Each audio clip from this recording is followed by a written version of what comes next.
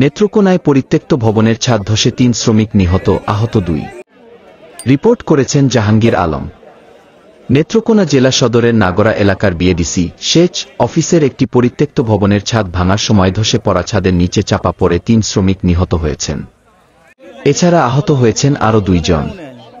বৃহস্পতিবার বিকেল 4:45টার দিকে এ দুর্ঘটনা ঘটে।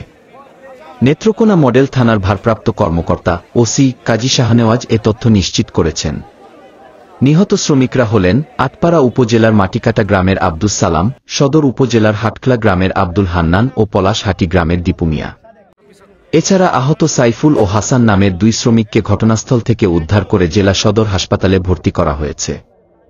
ঘটনার প্রত্যক্ষদর্শী ও শ্রমিক নচু সর্দার জানান, তারা ৬ জন একটি ঠিকাদারি প্রতিষ্ঠানের আওতায় বাংলাদেশ কৃষি উন্নয়ন কর্পোরেশনের বিএডিসি সেচ একটি পরিত্যক্ত ভবন অপসারণ করছিলেন। বিকেল 4:45টার দিকে ভাঙাভাঙির সময় হঠাৎ ভবনের গ্যারেজের অংশের ছাদটি ধসে পড়ে। এ সময় ৫ শ্রমিক ছাদের নিচে চাপা পড়েন। খবর পেয়ে দমকল বাহিনী ও স্থানীয় জনতা ছুটে এসে উদ্ধার কাজ পরিচালনা করেন। নেত্রকোনা ফায়ার সার্ভিস স্টেশনের অফিসার আজিজুর রহমান বলেন, আমরা ৩ জনকে মৃত এবং ২ জনকে আহত অবস্থায় পেয়েছি।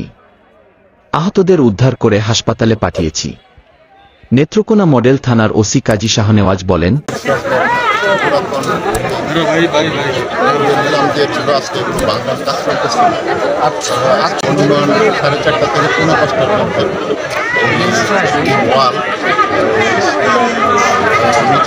শ্রমিক চাপা সংবাদ পাওয়ার সাথে সাথেই আমরা নেত্রকোনা জেলার ফায়ার সার্ভিস এবং আমাদের জেলা পুলিশ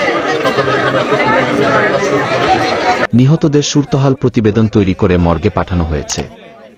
তাদের স্বজনদের সাথে কথা বলে আইনানুগ ব্যবস্থা গ্রহণ করা হবে। এদিকে ঘটনাস্থলে উপস্থিত থাকা অনেকে বলেছেন, ভবন ভাঙায় নিয়োজিত শ্রমিকদেরও কারও কোনো সুরক্ষা সামগ্রী ছিল না।